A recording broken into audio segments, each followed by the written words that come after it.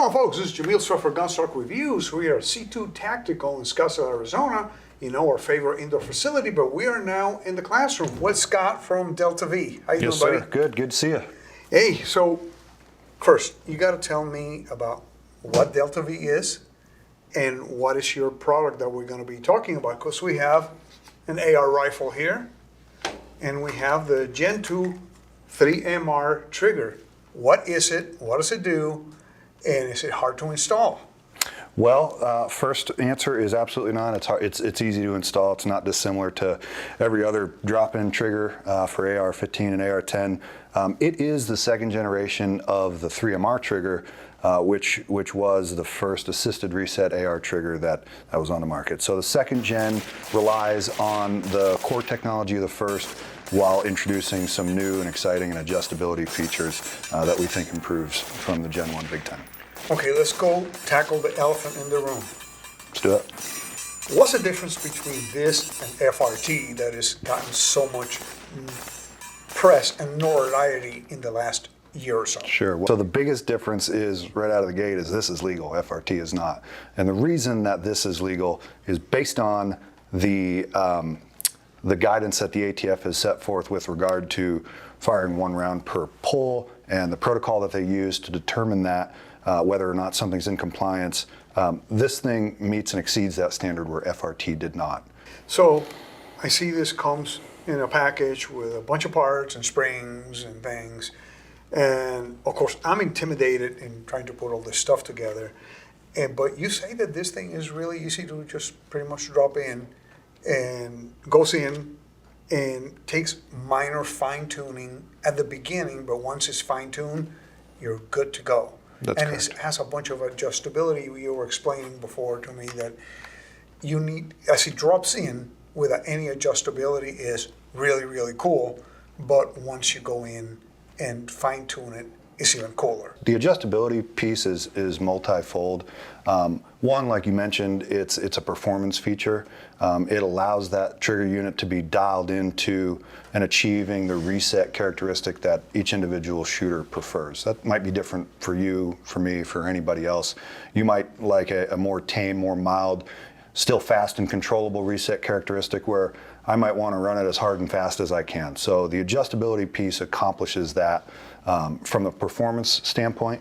It also, with compliance being really at the forefront of our design philosophy, it allows us to maintain the compliance piece and stay within that so we can continue to develop these products that we think push the envelope from a performance standpoint, but stay approved and stay in the good graces of the powers that be. So basically, this will give you performance, trigger control, and the fun factor just in one, and still be compliant. Yes, sir. Great, awesome. No, now what we're going to do is we're going to take apart this rifle with your help, and I want to ask you guys to come close to me and have them show us how it's set up the first time. Okay, we're going to do the initial setup, drop in, and then in a couple of weeks we'll come back to a range and fine-tune it at the range. Okay, so install is really simple. It's not much different than any other cassette style or drop-in style trigger for the AR system. Once the previous trigger is out, install is pretty straightforward. Trigger drops straight in.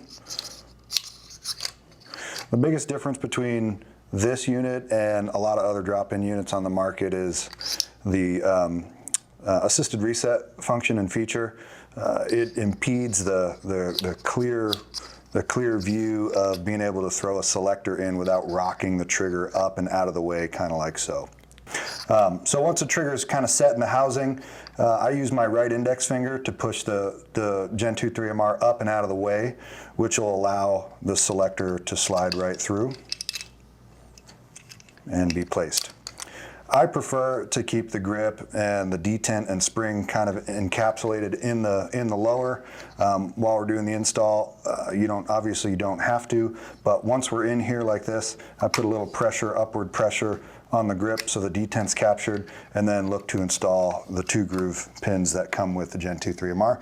They're most easily installed from the weapon's right side. There's a set of D-springs on the left side of the unit that capture the two groove pins where they need to be and keep some good pressure on the trigger and allow it to stay where it's supposed to be in the housing.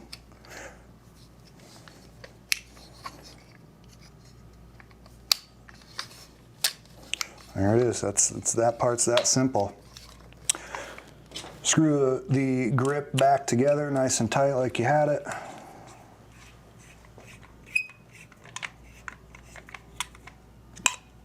And that's really it, pretty simple. After that, the Gen 2 3-Mar comes with 4 different paddles.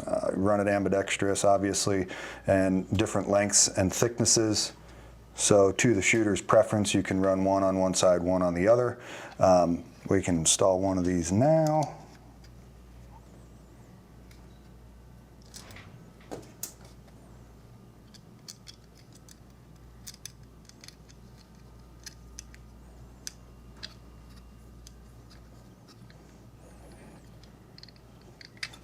That's it. You're done. Install's easy peasy. Okay, now, teach me a little bit about the tuning process. Sure. So the adjustability piece, like we talked about earlier, from a performance and or safety standpoint and compliance standpoint, all occurs in the front face of the hammer. There's a 1/16 set screw in there. The Gen 2 3-Mar is shipped with 3 different length springs that all reside one at a time, of course, but they all live captured inside the hammer by that set screw and provide downward force on this plunger system in the back of the hammer. So as it comes from us, it ships with the shortest of the 3 springs, and then from that point, it's kind of on the user to determine what functions best based on their preferences as a shooter, and B, what kind of reset characteristic they like. So the adjustment is pretty simple. You can get about a 80 to 90% functional solution without even having to attach the lower to the upper, let alone go fire at the range.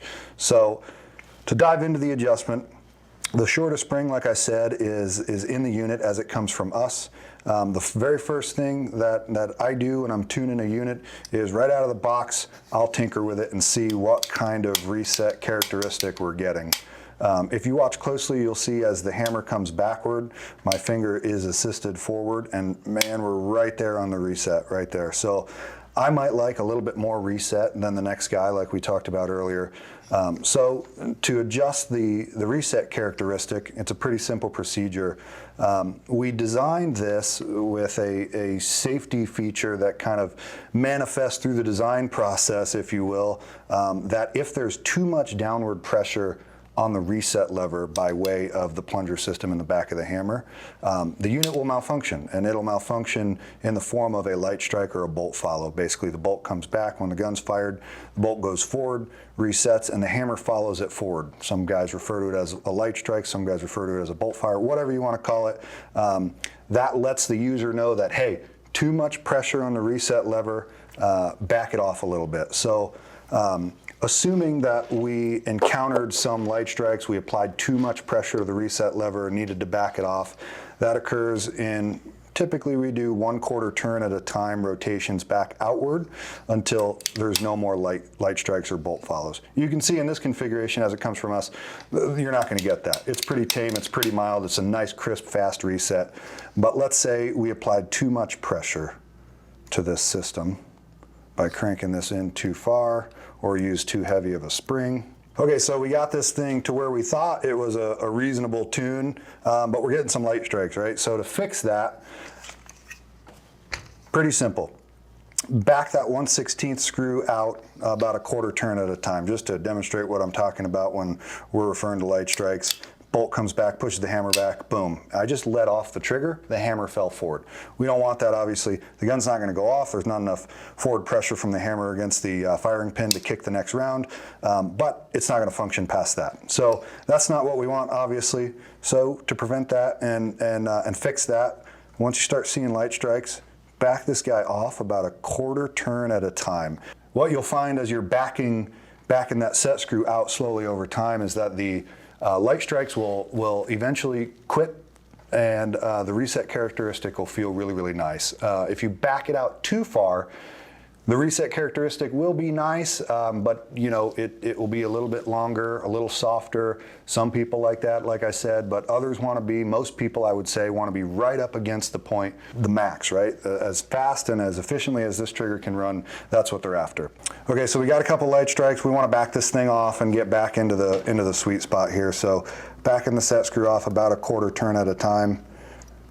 And we do so on and so forth until no more light strikes. There was one, there's another one, we need a little bit more. So continue backing this guy off about a quarter turn at a time until you get no more light strikes. Okay, so we got this thing backed off to where there's no more light strikes. You'll see, or you'll feel rather, that if you watch my finger, I mean, it is just like the blink of an eye how much I need to back off this thing. Resets right there. So that's what you're looking for. I mean, that is a fail-safe, no light strikes, everything's good, and the reset is absolutely phenomenal. Okay, so once you're satisfied with the reset characteristic, everything is as you like it, and you can do this before you go and shoot at the range, or you can do it right now, and doing it right now is my preference.